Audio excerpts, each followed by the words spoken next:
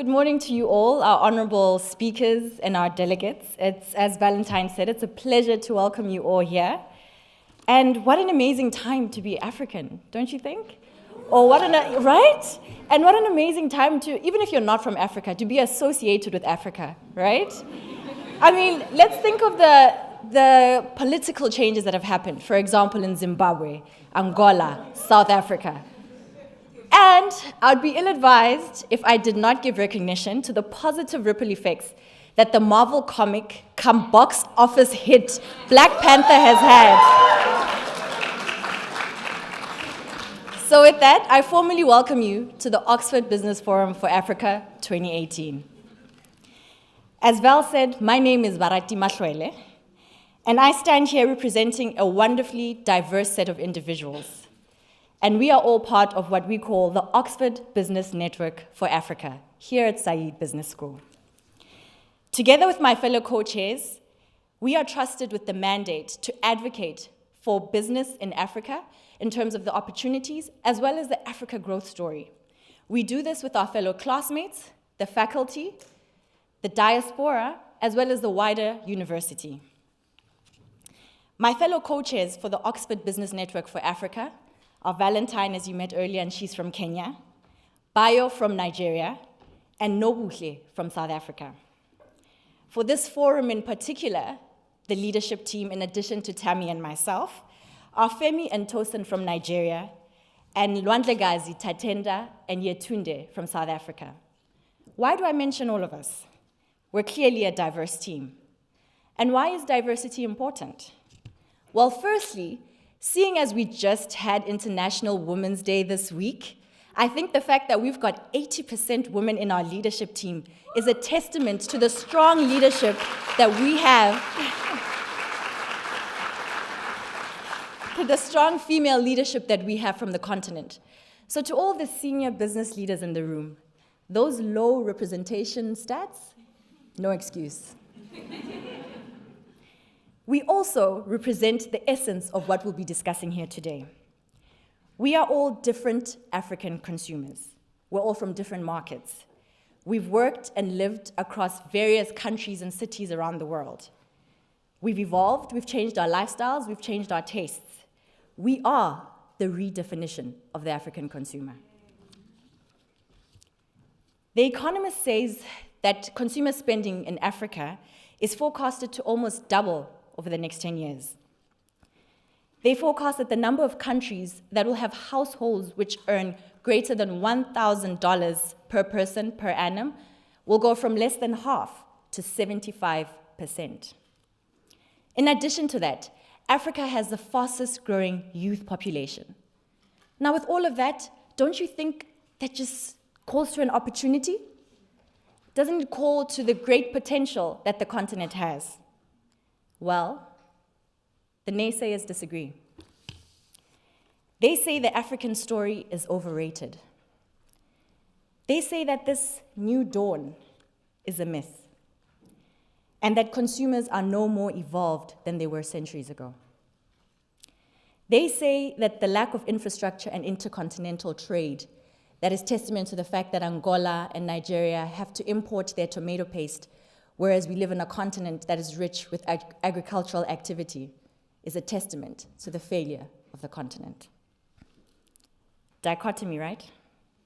Well, today, we will dissect these opposing narratives. So whether you're from the continent, whether you've lived and worked in the continent, or you're here because you just want to find out all these beautiful Africans, how the world do they do business in Africa? Let's redefine the possible today. Let's open our minds, leave any stereotypical preconceived ideas behind. Because as acclaimed African writer Chimamanda Ngozi Adichie said, stereotypes are wrong, are bad rather, not because they're wrong, but because they lack knowledge. They are incomplete. So by the end of today, we hope that you leave completed with your understanding of Africa and her redefined consumer. And most of all, most important of all, that you are clear on your actions and how you will seize the African opportunity. Thank you.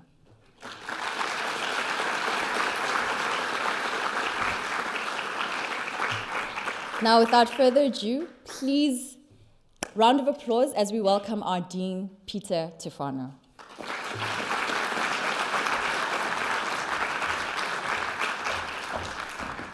So you've already been woken up, but good morning. Good morning. Excellent.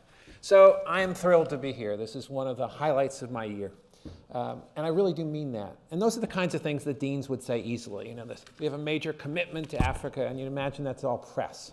But it's not. It's real. So what I'd like to do in a couple of minutes is explain how real it is, and then why.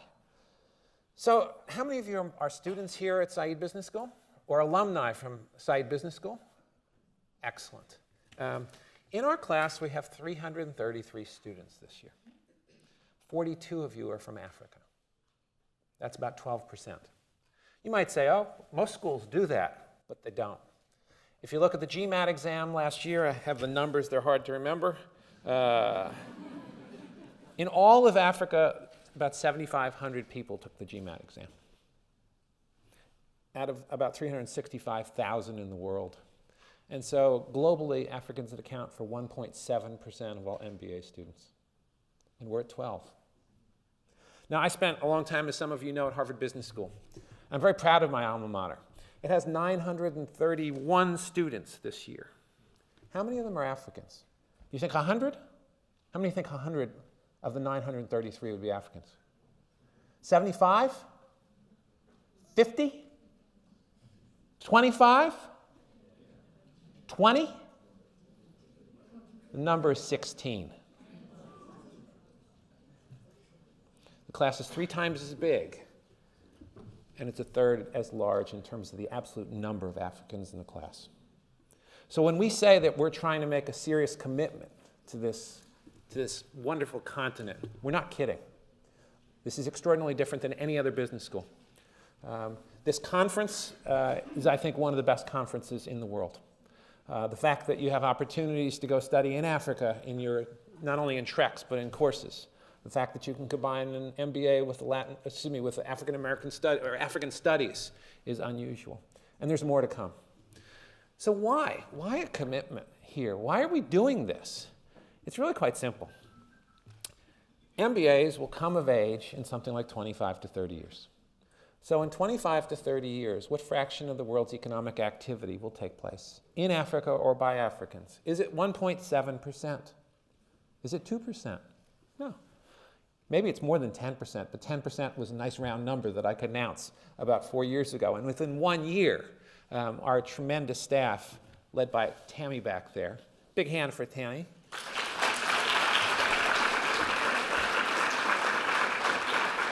and her colleagues actually got there. So I'm a numbers guy, you can guess that. Between now and 2050, the world's population will grow by 2.4 billion people. So 2.4 billion additional people in the next 35 years. And of them, half of them will be in Africa. Of the 54 countries in Africa, 28 will double in size in the next 35 years. What will they need? They'll need goods and services. What will they need? They'll need jobs. And what's going to provide goods and services and jobs? Business. Simple as that. And what does businesses need? They need leaders. And we're in the leaders business. So the reason that we made such a huge commitment to this continent is not because it feels right, but because the hard logic of it and the speed with which Africa grows, whether it rises quickly or slowly, I don't know. But I do know in 25, 30, 50 years, this continent will be much more important than it is today. And we can't wait 25 or 30 or 40 or 50 years to make a commitment to it. We need you to be there in advance so that you can help grow this continent. You might think it's just about the Africans who are in the class. It's not. Of course, we think that you're going to have a great education and therefore you'll be better prepared to lead in whatever sector you go into. But it's as much for the other 90% of your class. It's important that they understand this continent. And research has shown that if a group is too small, they become a token, and therefore you can ignore them. But at 10 or 12%, no one can ignore you. And therefore, you will teach all of your classmates about Africa. And not only will we create, hopefully, not create, but help develop leaders for Africa from Africa, but also leaders from the rest of the world who understand more about the continent and can therefore assist in the development of Africa. And so this commitment that we've made, and it really is a commitment, is one that we take quite seriously. So I just wanted to start with that because that's the context. That's why you're all here. That's why we're doing so much work. It is because the future of the world demands it.